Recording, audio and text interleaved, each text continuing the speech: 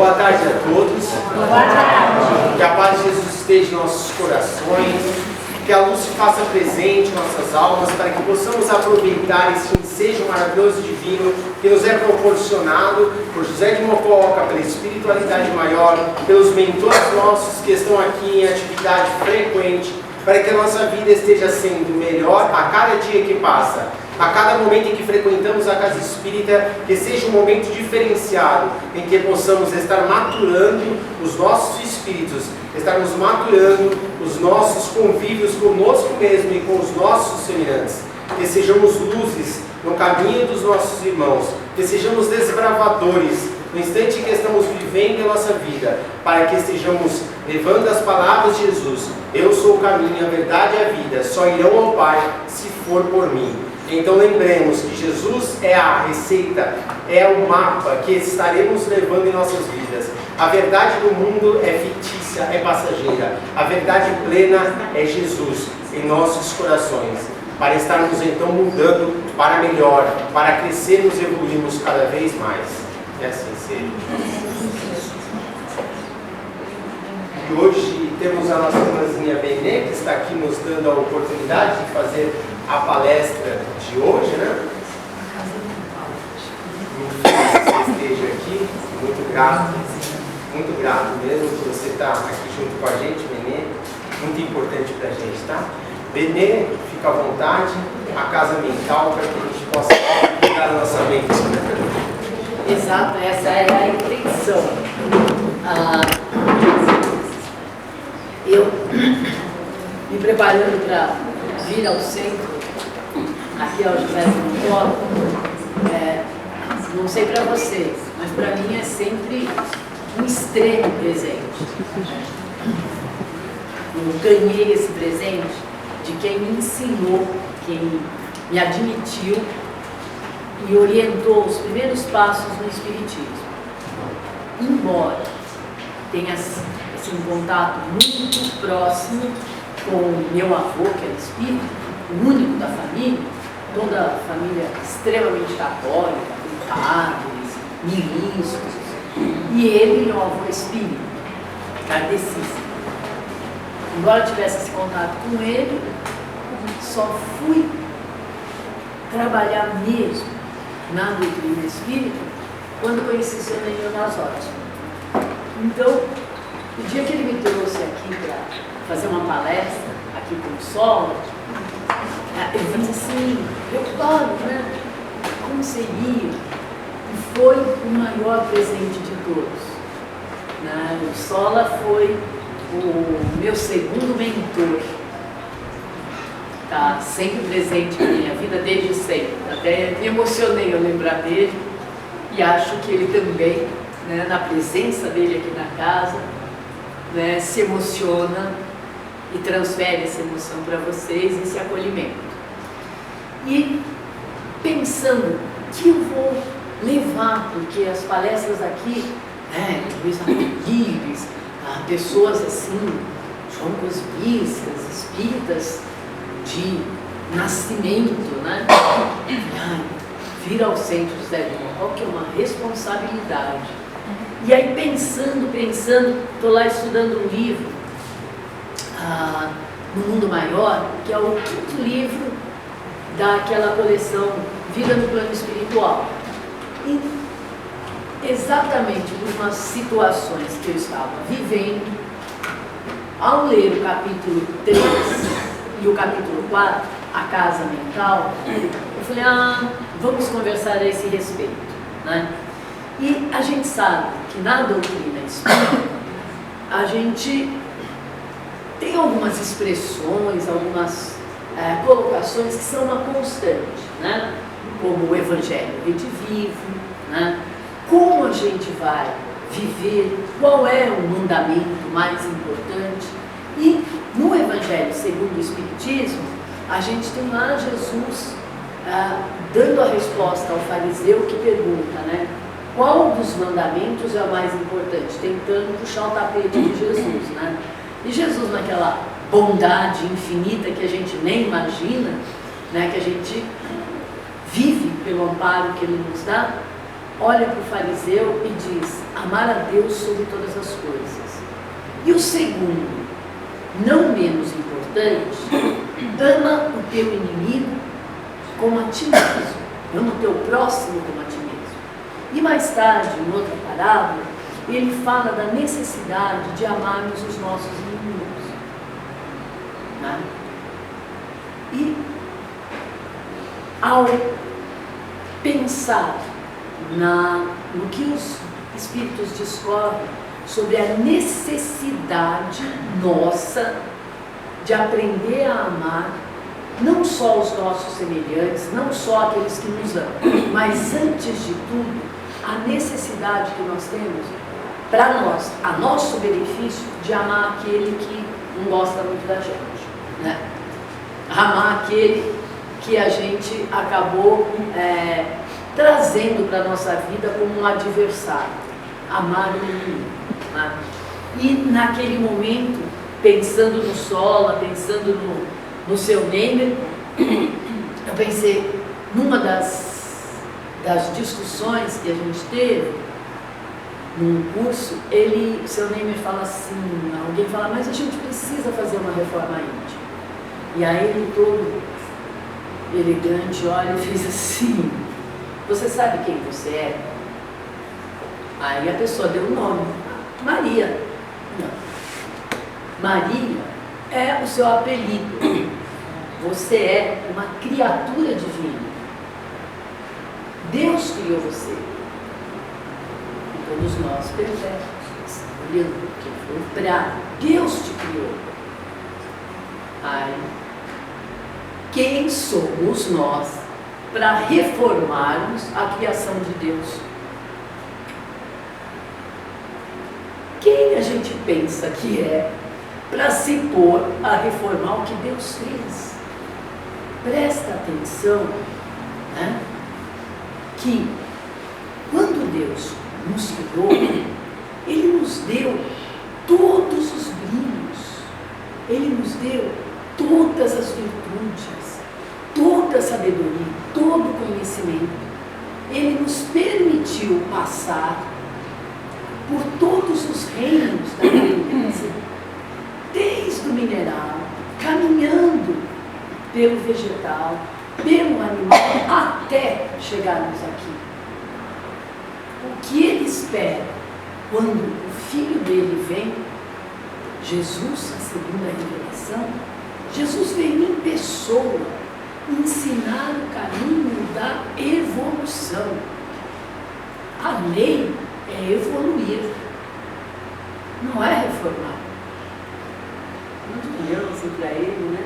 E aquilo ficou sempre comigo, sempre que a gente toma, né, atitudes, mas fala, pronto, pisei no tomate de novo. Vem lá o letreiro de Jesus, né? Por favor, eu vou te ajudar dessa vez, mas vê se vai e não peques mais, né? Não repete a mesma coisa. E a gente acaba repetindo, e ainda contando com a misericórdia de Deus. E olha que nós estamos comemorando 160 anos do Evangelho Redivivo, né? Esse ano são 160 anos do Evangelho segundo o Espiritismo. E 2024 anos da vinda de Jesus. E a gente ainda patina, né? A gente passa por situações, passa por momentos em que nós temos a alegria, a grandeza de perceber que a gente só passa porque a gente não está sozinho, né? Porque nós temos a companhia não só de Jesus, mas dos mentores, dos nossos amigos encarnados, para quando a gente acha que vai empacar, eles jogam um laço e puxa, né? Igual molinha empacada, vai lá, não, vem que vem mesmo, não, vamos lá, vamos ter força e passar por esse pedaço, porque todos nós temos alguns pedacinhos para passar. Pois bem, dentro dessa recomendação, eu, ao pensar no que o André Luiz estava nos explicando, eu lembrei né, de colocar para a gente o que o André traz. Né? Olha, esse livro do André Luiz foi psicografado pelo Chico Xavier em 1947. Aqui é a data do prefácio feito por Emmanuel. E já em 1947, a André Luiz e sua equipe faz uma divisão do nosso cérebro em três regiões principais. Né? E essa divisão foi feita pelos cientistas, porque ainda não havia a neurociência, só 20 anos depois. Mas a gente vai falar a respeito dela daqui a pouquinho. Só para a gente chamar a atenção de como a doutrina espírita, ela antecipa o conhecimento, especialmente agora a gente tem percebido como ela antecipa o conhecimento na área da medicina, em especial na área da psiquiatria. É alguma coisa que a gente dá uma... Assim, você está lendo, às vezes a gente não presta atenção em data, passa meio batido, mas se a gente prestar atenção, a gente começa a notar que a doutrina espírita, os espíritos, eles induzem um progresso incrível. Né? A gente sabe que a doutrina espírita foi a primeira a falar de uma maneira ecológica, falando de proteção à natureza, mostrando para a gente, porque se a gente fez a evolução lá do reino mineral, passou pelo vegetal, pelo animal, até chegar a ser humano, a gente tem que lembrar que nós já fomos pedra, que nós já fomos planta, que nós já fomos uma cobrinha rastejando lá no meio da grama.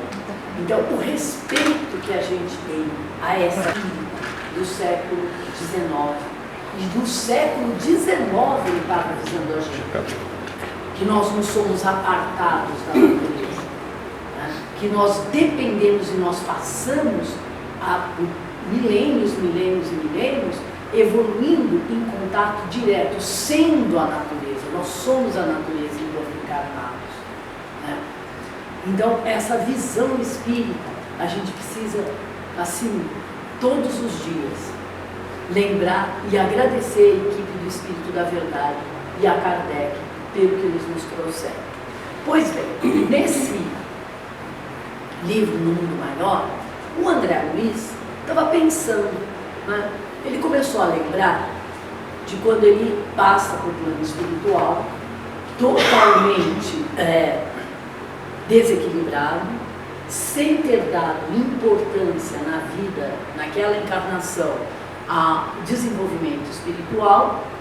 Ele era um médico, então foi muito apegado à ciência, e quando ele chega no plano espiritual, passa pelo umbral, por um tempo de grande dificuldade, e tudo começa a se transformar quando ele é acolhido no nosso lar. E aí ele começa a lembrar do acolhimento que ele teve, né? Dos esclarecimentos que ele recebeu, do fato dele ter sido recebido, depois de passar pelo hospital, em um lar cheio de ternura, de amor. Aí ele começa a lembrar o cuidado com as casas, as residências na colônia espiritual, os jardins maravilhosos. Ele também destaca o quanto ele foi incentivado a trabalhar, né? O quanto ele foi incentivado a estudar, a aprender como viver no plano espiritual. E quantos mestres maravilhosos ele teve num intervalo de tempo tão pequeno.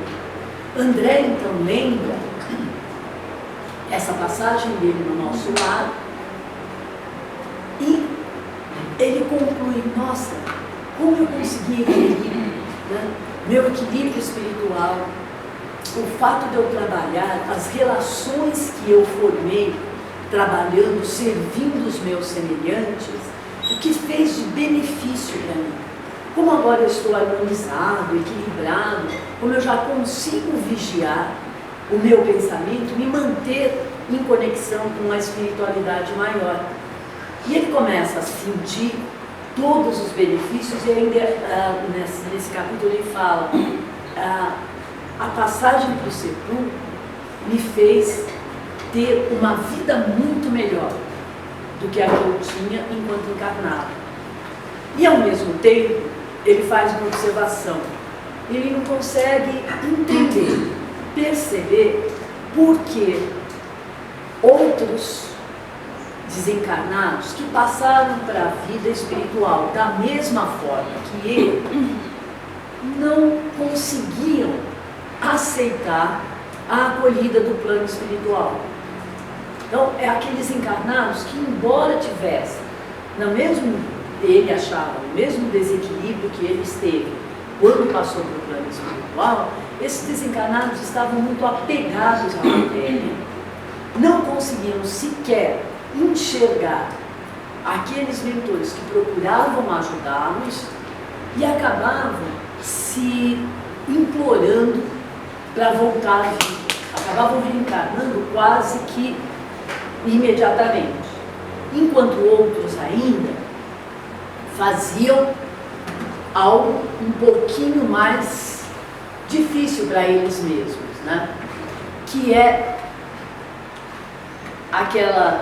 aqueles espíritos que passam para o plano espiritual cheios de revolta, com uma ódio muito intenso, com uma disposição para a prática do mal, e acabam se unindo a outros iguais e, como diz a meninada, tocando terror, né? Assustando as pessoas, perseguindo, desarmonizando lares, procurando encrenca para todo lado, né? E aí o André vai todo assim, feliz, né, pela gente, assim. Normalmente ele tinha o Hilário nos outros livros para fazer as perguntas e levar presta atenção, né? Nesse livro, o André mesmo fez a pergunta e tomou presta atenção.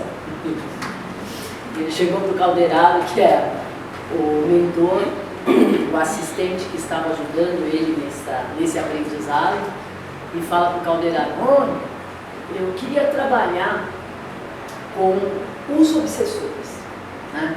Com esses irmãos que odeiam, que são maus, que são cruéis, que são isso, que são aquilo. Aí o Calderaro falou: você, claro, mas para você conseguir, né, você precisa fazer uma coisa, André. Você precisa mudar seus conceitos. O André parou e falou assim: ó, quando você vê um irmão perverso, lembra que, na verdade, a perversidade, ela é a loucura. Aquele irmão que a gente acha que está perseverante no mal, ele é enfermo da alma. E quando a gente percebe um irmão revoltado, a gente vai lembrar que a revolta vem pela ignorância, né? A nossa mesmo, né? Mas por que eu estou passando por isso, né?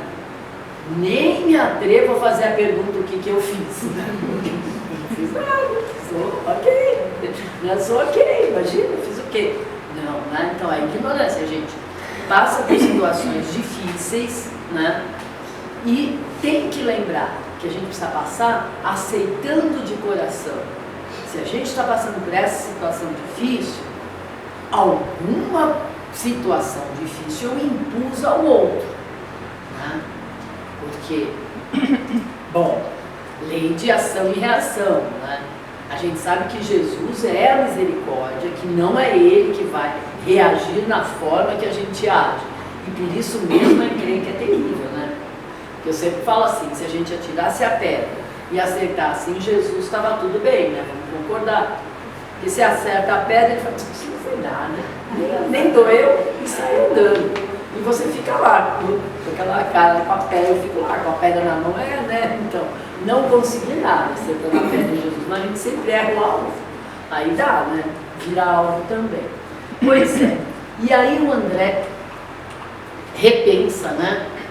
O Calderaro fala: o desespero é uma enfermidade. E gente, né? quando a gente entra, às vezes passando por uma situação um pouquinho mais difícil, normalmente, quando é com uma pessoa que a gente ama muito, né? Eu com meu netinho lá, estava num perrengue esses dias, ele com febre, ninguém sabia o que era, e não estava bom, sabe, gente? Aí, eu olho, estou entrando lá pela 5ª vez no hospital e, Senhor, doutor Bezerra, por favor, o senhor intua os médicos, porque está complicado e tal, e doutor Bezerra. Aí, quando eu chego para pegar o meu crachazinho para entrar, para render a minha filha no hospital, alguém olha assim, nossa, Benê, tudo bem com você?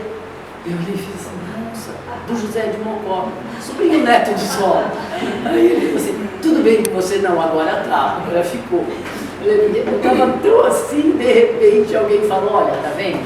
Nós estamos aqui, até eu estou te deixando entrar. Vamos, de calma, vai dar tudo certo. E acabou dando tudo certo, né?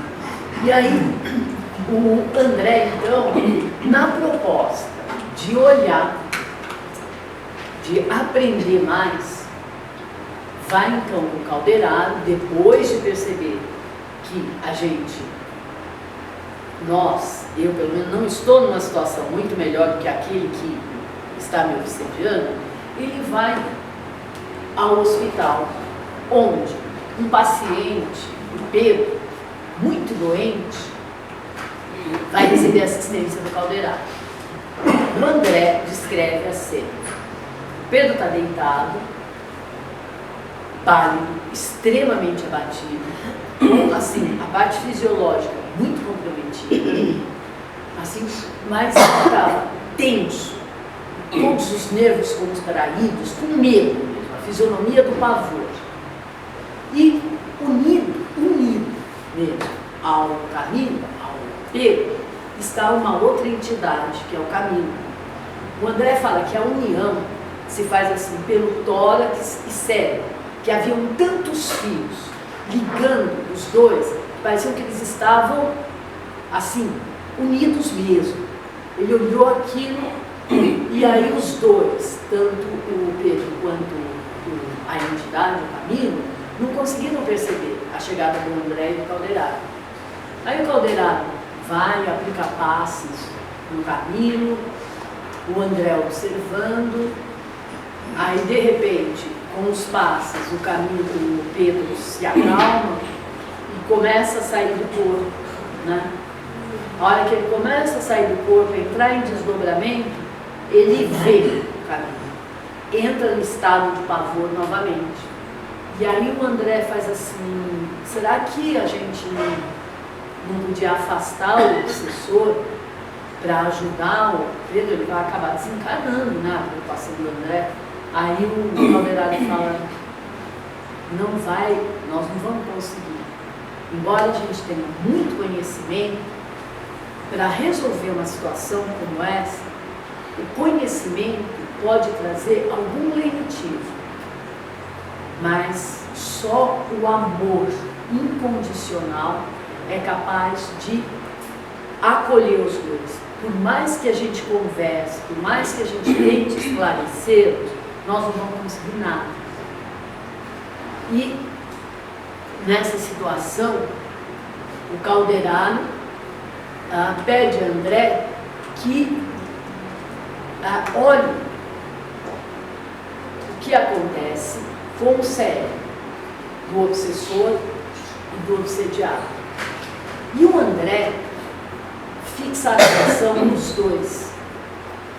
E ele começa a perceber que o cérebro dos dois estão em perfeita sintonia. As semelhanças eram tamanhas que o André falou, nossa, é praticamente idêntico. Eles compartilham sensações, pensamentos. O pensamento de um transita pelo circuito cerebral do outro, nessa união com o obsessor. Aí a gente fica, né? Assim, porque não dá para o obsessor nos afetar se ele não conseguir transmitir as suas ideias, os seus sentimentos, os seus pensamentos. E para que aconteça essa transmissão, é como o celular. Só dá para eu falar com o Rafael se eu discar a frequência do telefone dele. Senão não vai dar. Nem ele falar comigo, nem a gente tem que sintonizar os aparelhos. E para que essa sintonia aconteça, as frequências se igualam. Ou seja, os nossos obsessores, eles mostram quem nós somos. Onde é que nós precisamos melhorar? Por isso, Jesus fala, ama o teu inimigo. Porque no momento em que eu amo, se ele me odeia, quebra a sintonia. No momento que ele me calunia e eu elevo uma prece, pedindo a espiritualidade maior que o esclareça, eu novamente quebro a sintonia. Então, a nossa dificuldade, né, a minha pelo menos é essa, porque na hora que me dão uma pedrada, eu imediatamente já abaixo, né? Deixa eu catar a pedra para devolver. E aí é que está a ação e a reação a que a gente se refere à lei da ação e reação, ela precisa ser quebrada, né? A toda ação de violência, uma ação de delicadeza. A toda ação de calúnia, uma ação de verdade. Né? A toda ação de desonestidade, um ato de entrega e de bondade. Então, a gente tem que trabalhar, educar o nosso espírito aí. E não é algo assim tão simples, né? O Calderaro, ele vai falar para o André Luiz a respeito da nossa comunicação. Né? Como nós nos comunicamos. Como nós nos comunicamos com quem? Com o outro? Conosco. Por quê? O homem encarnado, ele não é único. Né? Nós somos espírito, perispírito.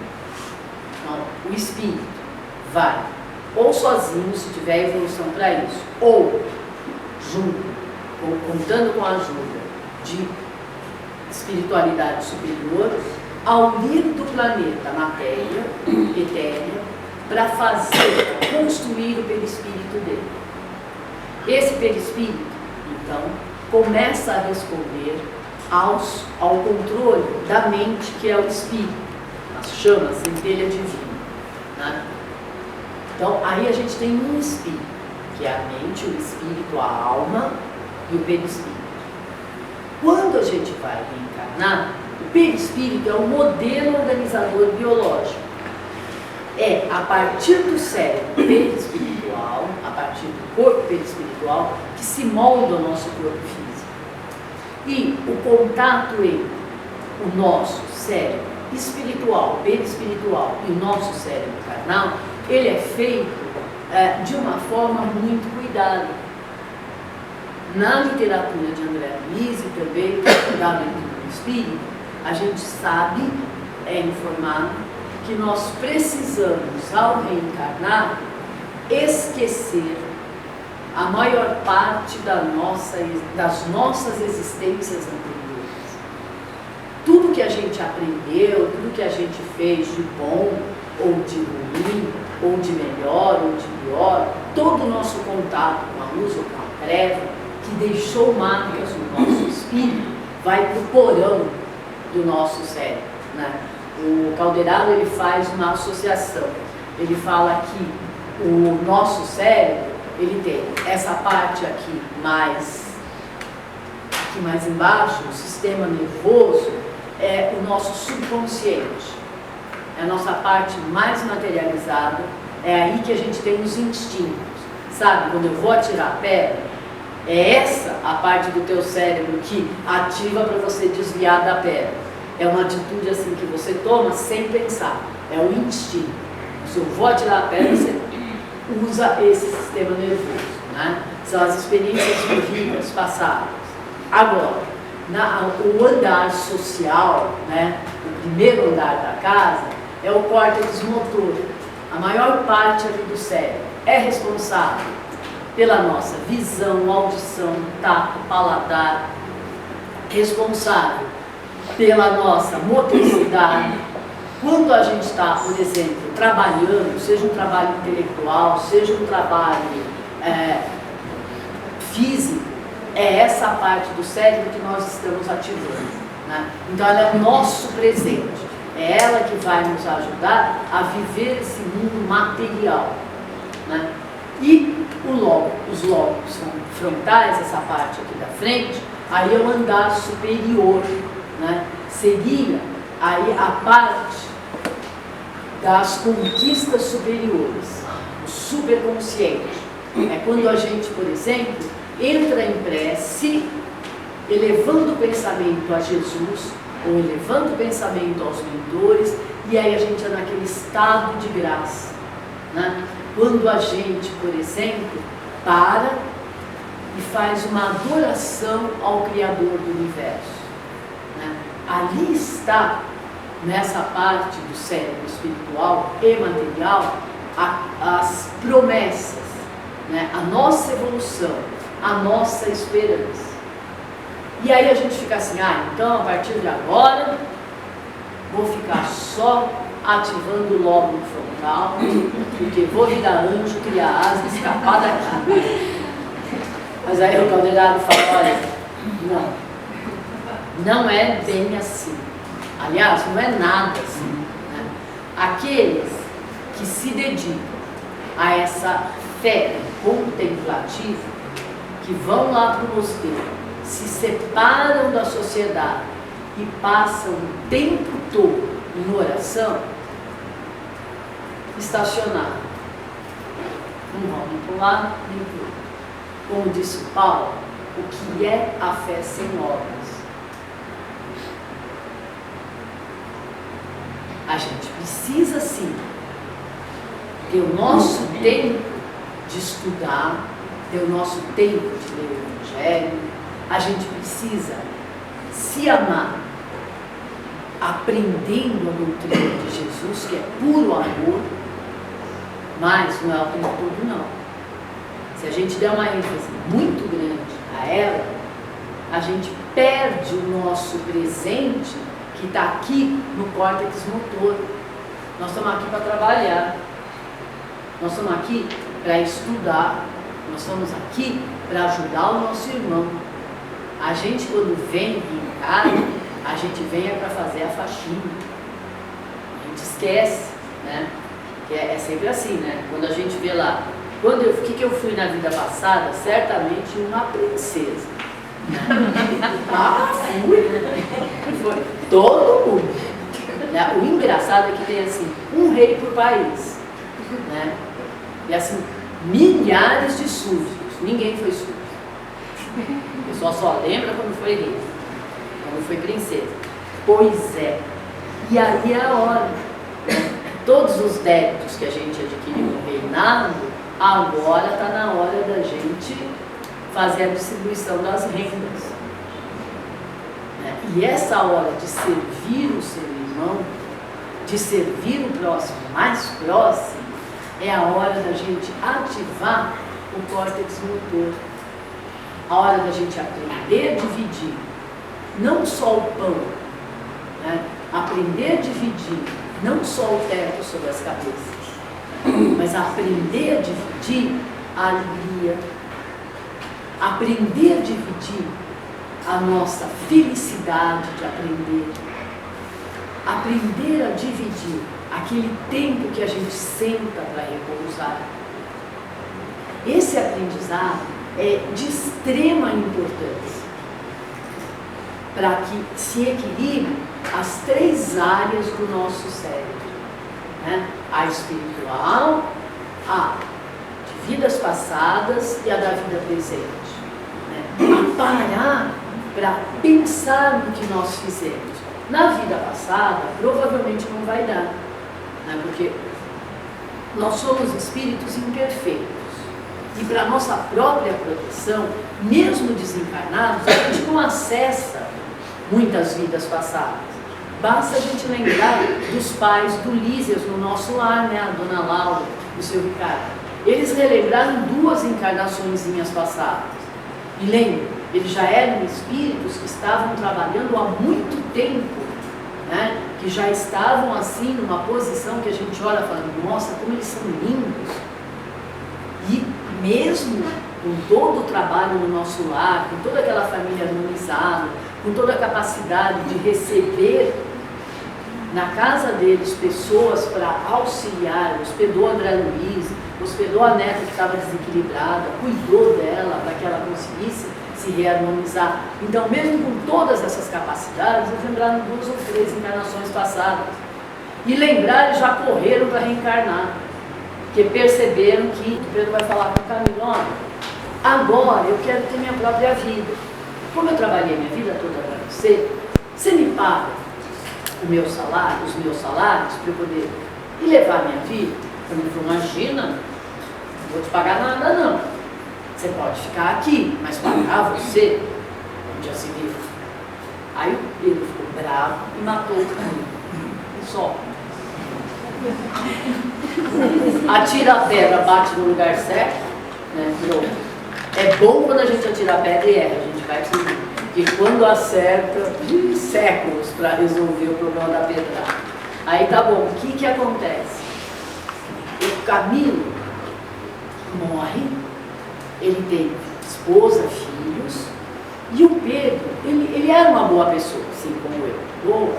Ele matou, mas foi meio sem querer. Daí que ele foi abrir o cofre, pegou só o dinheiro que era pagamento dele, que era honesto, trabalhou a vida toda, aquela parte era minha, pegou a outra parte do dinheiro, deu para a viúva e para os filhos, cuidou de tudo, né? Ele foi super esperto.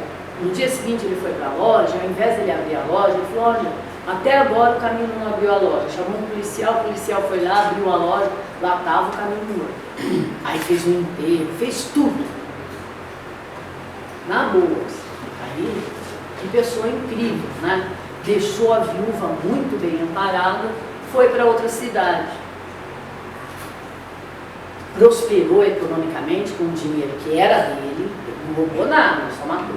Aí chegou lá, ele começou a ter um pouco de remorso, sabe? De ter matado. Perdeu a cabeça, tirou a pedra, acertou no moço. Aí tá. Aí ele começou a ter um remorso assim e resolveu casar. Casou. Casado, ele teve muita sorte. A esposa dele é egressa do nosso lar, um espírito incrível. Ele conseguia alguma paz ao lado da esposa. Aí, filhos, tudo lindo, maravilhoso, mas ele tinha cada pesadelo que vocês não têm noção. E para ele não ter pesadelos, o que ele fazia? Trabalhava feito maluco, ficou aqui, olha, no córtex motor. Trabalhava assim, das 5 da manhã até sei lá que horas, trabalhando sem parar. Ele não descansava, ele não lia um livro, ele não ouvia uma música, ele nada, só trabalhou. Até que cai em exaustão e vai parar no hospital, né?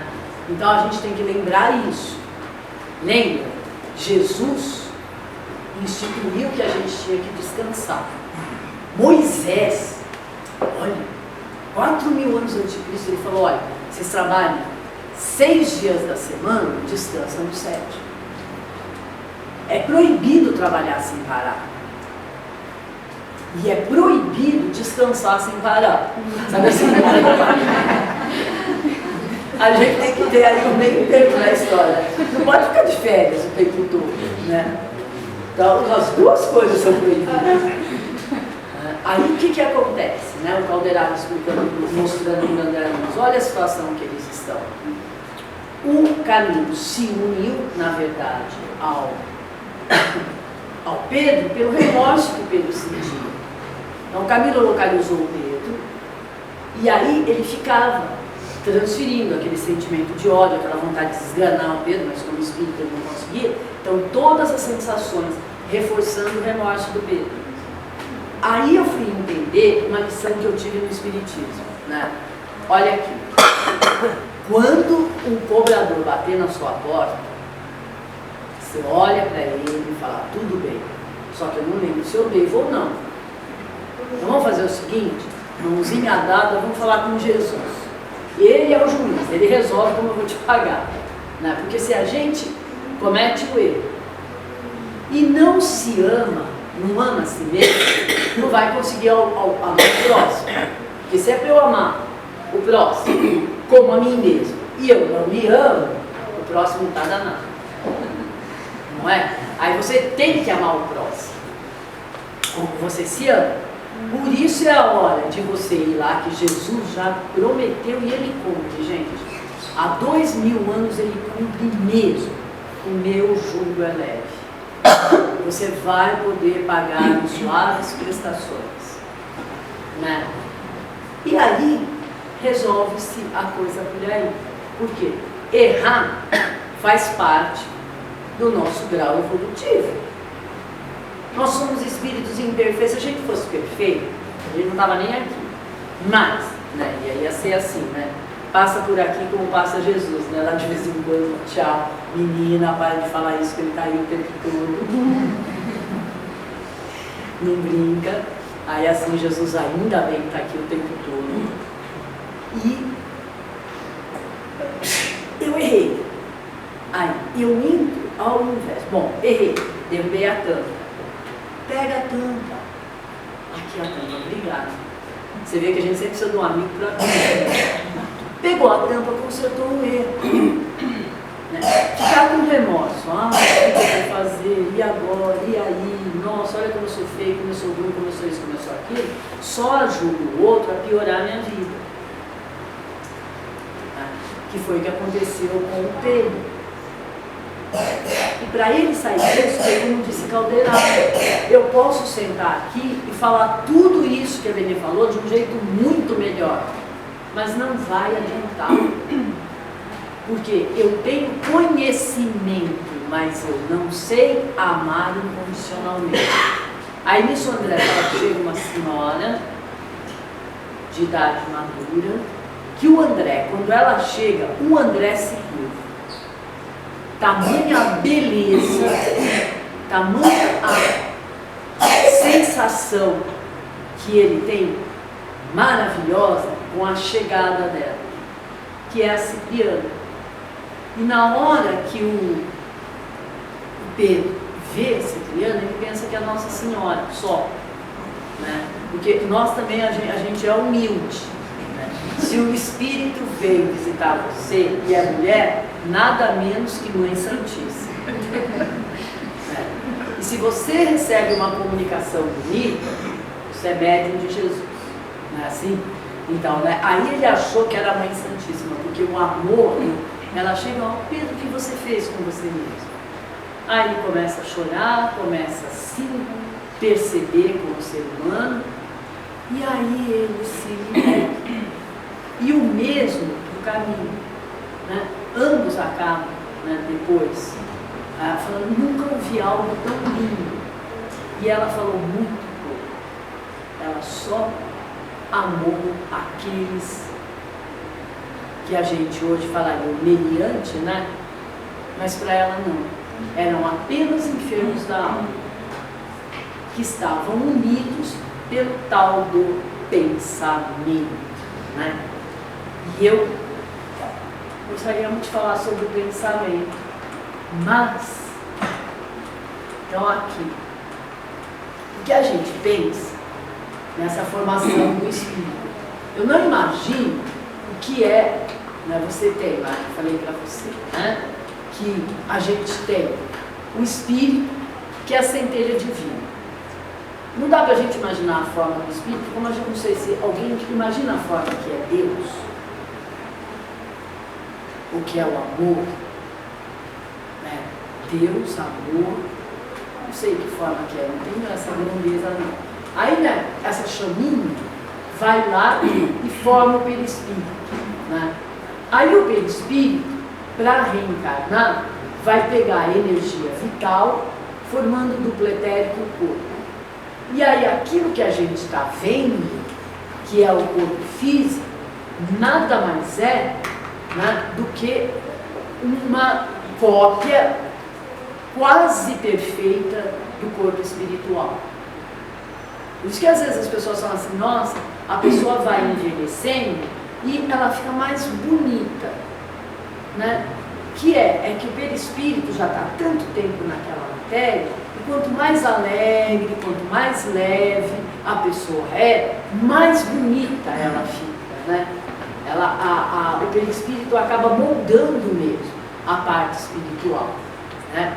E a gente sabe isso já há muito tempo, né? O Allan Kardec, em Gênesis, ele fala para a gente que nós somos, né, derivados do princípio espiritual. Nós somos, é a única coisa no universo que só evolui, que não se destrói. É a criação de Deus, ou Espírito. Não tem como, né? Às vezes uma pessoa fala assim, ai, eu quero me matar. Eu falei, igual só eu. É porque fisicamente é impossível. A gente vai continuar vivendo, a vida é única. O que a gente pode fazer é destruir esse corpo e daí acabar arrumando um mais defeituoso ainda. Pensa bem no que vai fazer, né? Porque não é fácil não. Agora, do fluido cósmico universal, a gente extrai a energia para formar o nosso pensamento. Então assim, o pensamento do Criador cria o universo e os espíritos. Os espíritos agem sobre o fluido cósmico universal, criando todo o resto.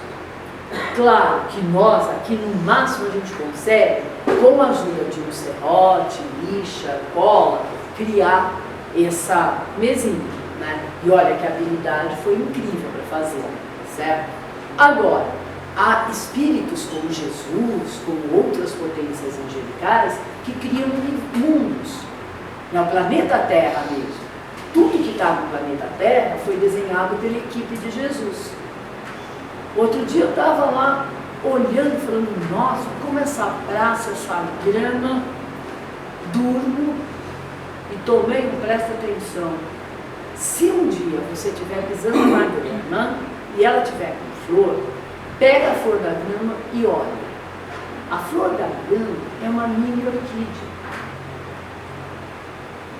Imagina como Jesus ama, porque a grama que ele fez para a gente deitar fofinho, tomar sol, tem uma flor tão linda quanto a orquídea. Então quando a gente olha para a natureza e olha para tudo que Jesus criou a partir do fluido cósmico universal, para a nossa casa, que é o planeta Terra, a gente não pode ter dúvida nenhuma do amor, do companheirismo, da dedicação que esse espírito e a equipe dele tem por nós. Aquilo que o senhor Neymar fala é verdade. Claro que nós vamos dar certo. Agora é só ter uma das virtudes que a gente ainda não adquiriu, paciência com a gente mesmo, né? E precisa ter uma paciência com a gente, porque a gente esquece quase que o tempo todo. Então essa ligação que nós temos aqui com a instituição beneficente José de Mocó é um presente de Jesus nas nossas vidas, mas é um presente de Jesus para a gente agradecer pela eternidade mais um dia, né? Dá para a gente passar pelas turbulências do nosso dia a dia com a certeza de que é só uma turbulência. E num outro tempo, uma outra palestra, a gente vai falar sobre o pensamento, sobre a inteligência e o desenvolvimento dela. Gente, eu agradeço muito, de todo o meu coração, todo o amor, todo o carinho que vocês irmãos. Ele é recebido e muito necessário na nossa vida. Muito obrigada.